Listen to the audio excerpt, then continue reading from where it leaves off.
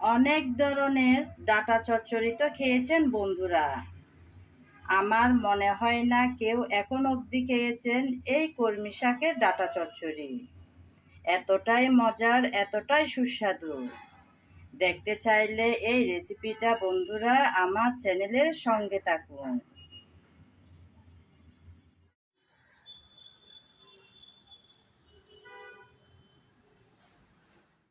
নমস্কার বন্ধুরা, কেমন আছেন সবাই? আশা করি সবাই ভালো আছেন, সুস্থ আছেন আর নিরাপদে আছেন। প্রতিদিনের মতন আজকেও চলে আসলাম নতুন একটা রেসিপি সঙ্গে নিয়ে। আজকে দেখুন বন্ধুরা কি নিয়ে এসেছি আপনাদের সামনে। আজকে এনেছি কলমি শাক। দেখুন বন্ধুরা কি সুন্দর তাজা তাজা কলমি শাক। এই কলমি শাকের ডাঁটা কিন্তু অনেক মোটা মোটা। দেখুন বন্ধুরা, অনেক মোটা মোটা ডাঁটা। মাঝে মধ্যে এই শাকের সাথে বেশি ডাঁটা দিলে শাকটা তেমন ভালো লাগে না খেতে। তাই ভাবছি এই ডাঁটা ফেলে না দিয়ে ডাঁটা দিয়ে বানিয়ে নেব মজাদার কলমি শাকের ডাঁটার চচ্চড়ি। তাই এই শাক থেকে আমি শাকের অংশ বাদ দিয়ে ডাঁটার অংশ কেটে ধুয়ে পরিষ্কার করে তারপর ফিরে আসব আপনাদের মাঝে। ততক্ষণ বন্ধুরা আপনারা আমার সঙ্গে থাকুন। ডাঁটাগুলো সব কেটে নিলাম, পাতাগুলো বাদ দিয়ে এভাবে লম্বা লম্বি সাইজ করে কেটে নিয়েছি।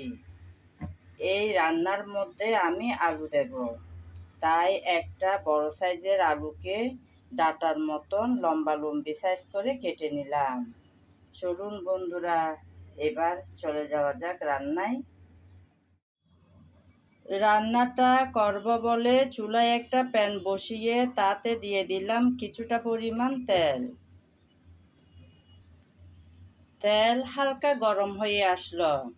এই গরম তেলে আমি কিছুটা পরিমাণ চিংড়ি, লবণ আর হলুদ মেখে রেখেছিলাম, সেগুলো ভেজে নেব।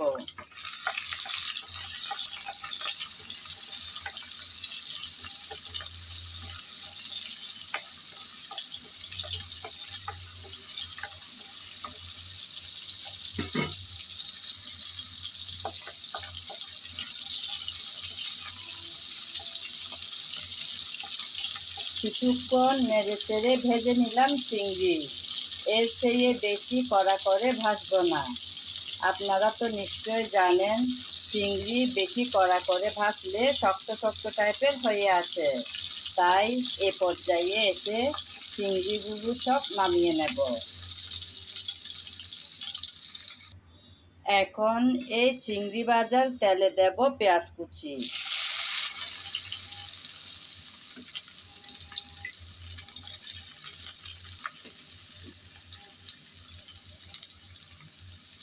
পেঁয়াজ কুচি দিয়ে হালকা ব্রাউন কালার করে ভেজে নেব।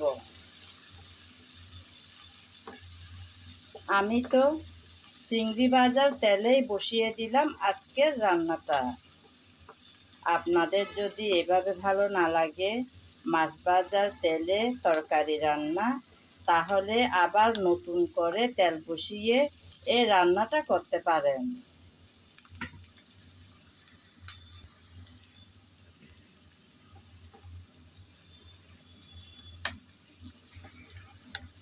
পেঁয়াজ ভেজে নিলাম।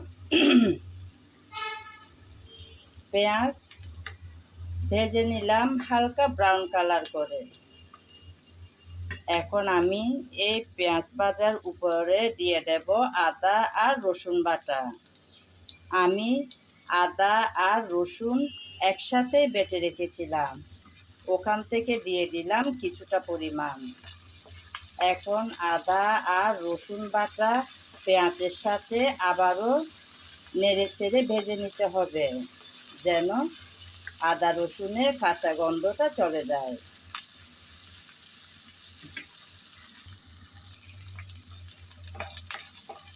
আদা রসুন পেঁয়াজ ভেজে নিলাম, আর ভাজতে হবে না। এখন দিয়ে দেব মরিচ, হলুদ আর রেখেছি কিছুটা জিরা, ধনিয়া, গরম মশলা একসাথে গুঁড়ো করা পাউডার, সঙ্গে দিলাম স্বাদ মতন লবণ। নেড়ে চেড়ে ভালোভাবে কষিয়ে নিতে হবে। মশলা যাতে পুড়ে না যায়, দিয়ে দেব সামান্য পানি।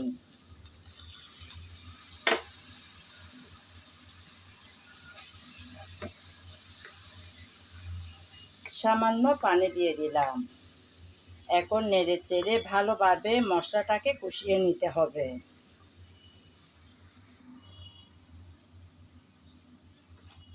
কিছুক্ষণ সময় নিয়ে মশলা কষিয়ে নিলাম। দেখুন বন্ধুরা, মশলা থেকে কিন্তু তেল আলাদা হয়ে আসলো। এতেই বোঝা যায় মশলা ভালোভাবে কষানোটা হয়ে গেল। আসলে বন্ধুরা, আমি তেল মশলা সব সময় কম দেওয়ার চেষ্টা করি কম তেল মশলা দিয়ে রান্না সম্পন্ন করতে। তাই তেল খুব একটা দেখা যাচ্ছে না। এই যে উপরে হালকা হালকা তেল দেখা যাচ্ছে। মশলা থেকে তেল আলাদা হয়ে গেল, আর কষাতে হবে না। এখন দিয়ে দেব 2-1টা কাঁচামরিচ ফালি করে রেখেছি, আর একটা টমেটো। আবারও কষিয়ে নেব টমেটো দিয়ে, যাতে ভালোভাবে আবারও একটু কষানো হয় আর টমেটোটাও নরম হয়ে আসে।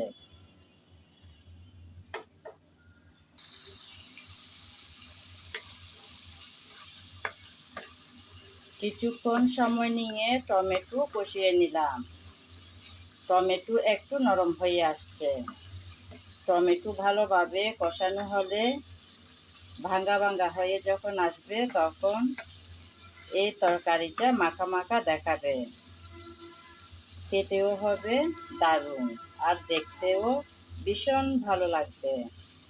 নেড়ে চেড়ে আমি আবারও একটু ভালোভাবে কষিয়ে নিচ্ছি। আর এই হাতা দিয়ে টমেটো একটু ভাঙ্গা ভাঙ্গা করে দিলাম। এখন আমি দিয়ে দেব আগে থেকে রেডি করে রাখা আলু। আলুটা দিয়ে ভালোভাবে নেড়ে চেড়ে কষিয়ে নেব।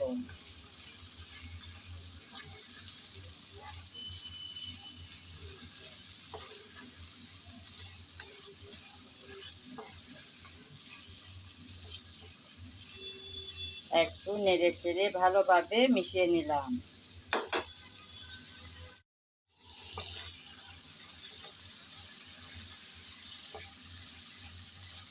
একটু নেড়ে চেড়ে দেওয়ার পর 2-1 মিনিট আলুটা আমি ভালোভাবে কষিয়ে নিয়েছি।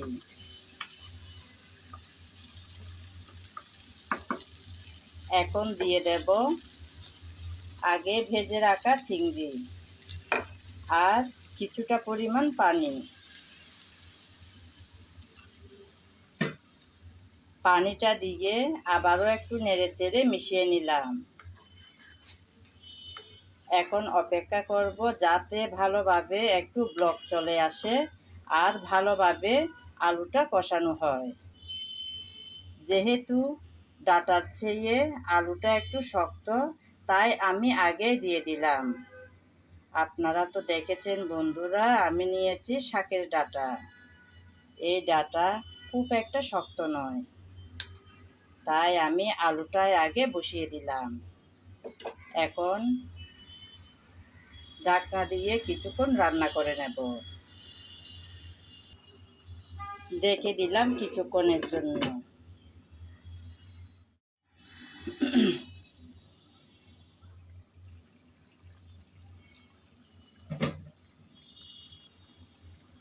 কিছুটা পানি দিয়ে তারপর ঢাকনা দিয়ে কয়েক মিনিট রান্না করে নিয়েছি।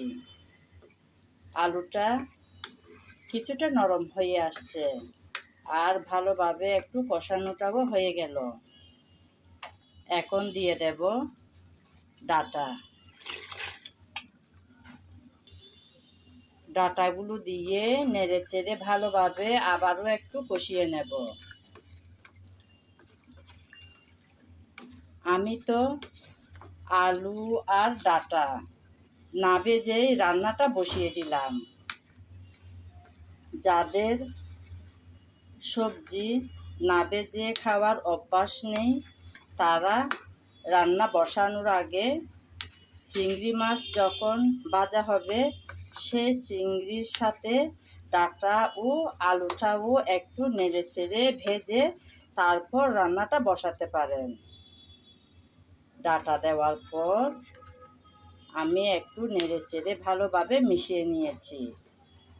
এখন ঢাকনা দিয়ে কিছুক্ষণ কষিয়ে নেব। ফিরে আসব কিছুক্ষণ পর।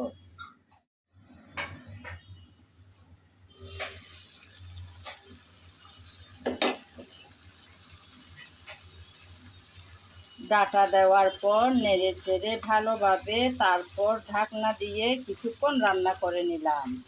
দেখুন বন্ধুরা, অনেকটাই কিন্তু নরম হয়ে আসছে ডাঁটা। যেহেতু শাকের ডাঁটা তাই বেশিক্ষণ সময় লাগে না সিদ্ধ হতে। পানিটাও কিন্তু একদম টেনে আসলো। দেখুন বন্ধুরা, বাড়তি পানি কিন্তু একদম নেই। একটু নেড়েচেড়ে মিশিয়ে নিলাম। আবারও ডেকে 2-3 মিনিটের জন্য বসিয়ে রাখবো চুলার উপর। ফিরে আসবো কিছুক্ষণ পর।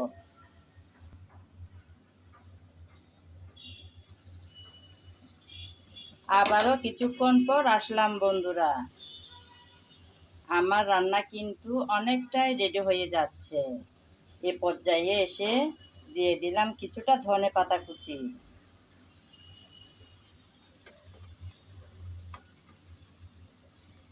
দেখুন বন্ধুরা, কতই না দেখতে সুন্দর দেখাচ্ছে এই ডাঁটার চচ্চড়ি। আমার আজকের এই রান্না যদি আপনাদের ভালো লেগে থাকে তাহলে একবার হলেও ট্রাই করে দেখতে পারেন বন্ধুরা মজার এই রেসিপিটা। আমি গ্যারান্টি দিয়ে বলতে পারি যে কেউ বলবে না ভালো লাগেনি খেতে। এতটাই মজার এই ডাঁটার চচ্চড়ি একদম রেডি হয়ে গেল বন্ধুরা। এতক্ষণ যারা আমার সঙ্গে ছিলেন, আমার ভিডিও জুড়ে ছিলেন, তাদেরকে জানাই অসংখ্য অসংখ্য ভালোবাসা। আগামী ভিডিও দেখার আমন্ত্রণ জানিয়ে আজ এখানেই বিদায় নিলাম। সবাই ভালো থাকবেন, সুস্থ থাকবেন আর নিরাপদে থাকবেন।